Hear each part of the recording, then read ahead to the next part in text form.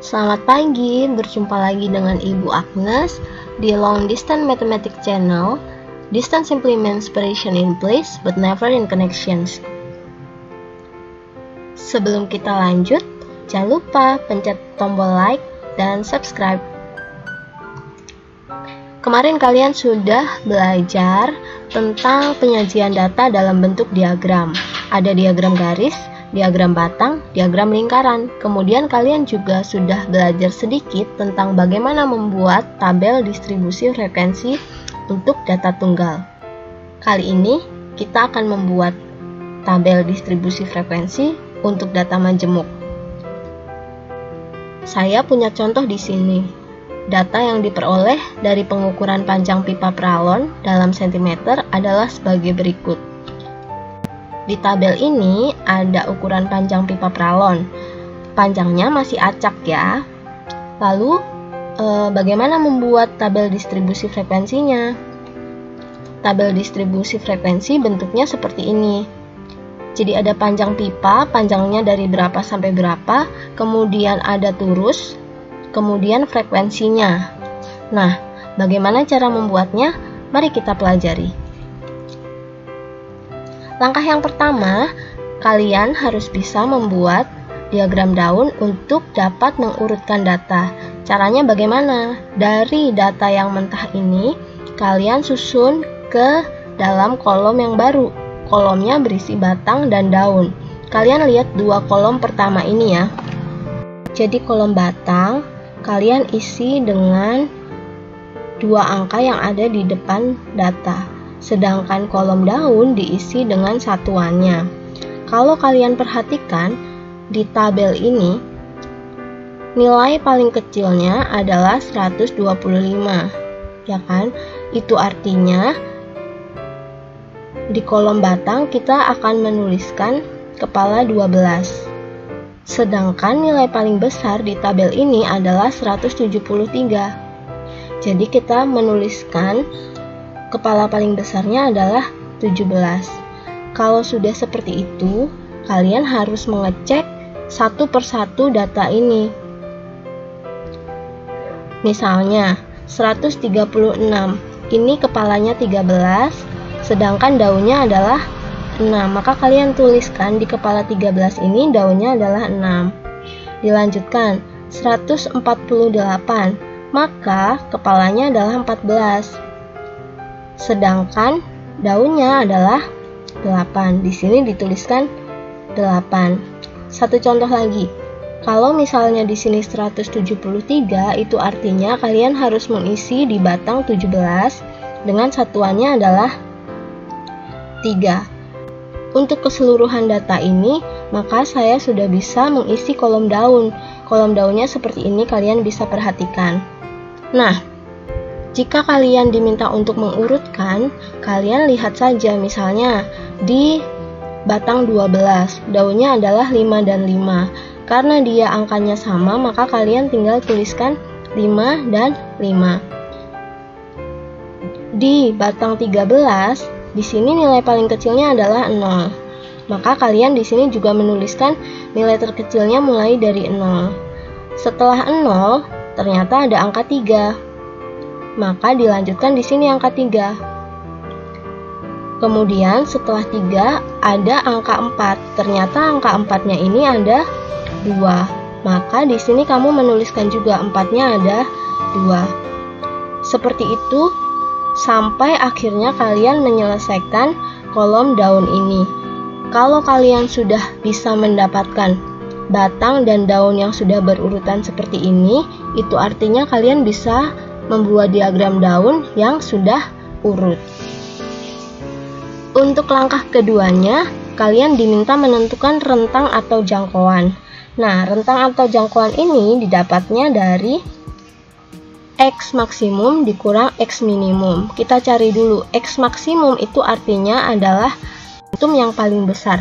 Kalau data itu kan berarti kumpulan dari datum-datum. Kalau tadi ada 40 angka, itu artinya ada 40 datum.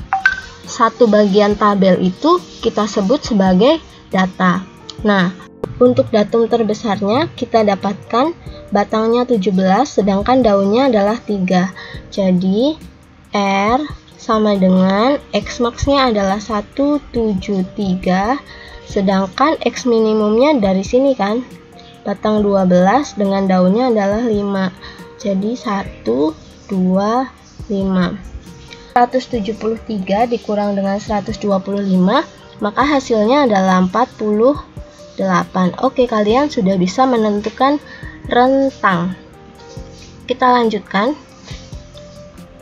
Langkah yang ketiga, kalian harus bisa menentukan banyaknya kelas untuk interval tabel. Rumusnya K sama dengan 1 ditambah 3,3 log N, di mana N ini adalah banyak datum. Untuk contoh di atas, banyak datumnya berarti 40.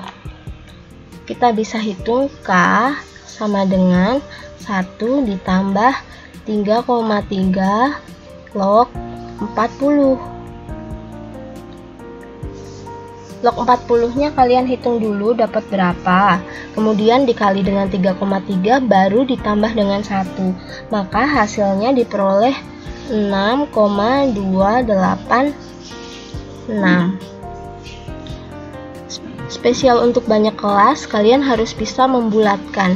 Kalau biasanya pembulatan itu mengikuti angka di belakang koma, ya kan? Kalau ini 6,2 berarti dibulatkan menjadi 6, begitu kan? Tetapi kalau untuk statistika 6,286 akan dibulatkan menjadi 7. Pembulatan harus ke atas. Silahkan diberikan catatan di buku catatan kalian. Kemudian kita lanjutkan ke langkah keempat, yaitu menentukan panjang kelas interval.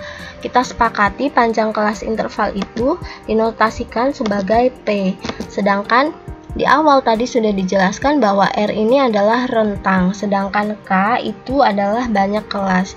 Ya sudah, kita tinggal mencari P sama dengan panjang kelasnya tadi adalah 48, sedangkan K-nya itu tadi sudah dibulatkan menjadi 7. Maka ini hasilnya adalah 6,857. Ini juga harus dibulatkan ke atas menjadi 7. Kita sudah mendapatkan banyak kelasnya adalah 7, lebar kelasnya atau interval kelasnya juga 7. Seperti itu. Langkah selanjutnya, langkah kelima, yaitu menyusun tabel distribusi frekuensi. Kalian tadi sudah menghitung. Kita dapat banyak kelas atau ditulisnya sebagai K itu adalah 7 dan interval kelas juga 7. Banyak kelas digunakan untuk menentukan ini 1, 2, 3, 4, 5, 6, 7. Sedangkan interval panjangnya data itu dari berapa sampai ke berapa. Kita mulai ya. Di sini bilangan terkecilnya adalah 125, maka saya akan menuliskan di sini 125. Tinggal kita hitung dia sampai berapa, kita hitung sebanyak 7 interval ya. 125, 126, 127, 128, 129, 130, 131. Ternyata di sini sampai dengan 131. Maka kita akan hitung terusnya ada berapa dari 125 sampai 131. Ada 1, 2, 3. Oh, ternyata ada 3. Maka kita tuliskan terusnya di sini 1, 2, 3. Frekuensinya berarti 3. Seperti itu. Lalu kita akan menghitung titik tengahnya. Titik tengah ini didapat dari 125 ditambah dengan 131 dibagi dengan 2. Ini hasilnya adalah 256 dibagi 2, maka hasilnya adalah 128. Titik tengah yang dihasilkan adalah 128. Seperti itu. Kita lanjutkan, coba satu lagi. Dari 131, maka data selanjutnya kita mulai dari 132. Kita hitung intervalnya 7 ya.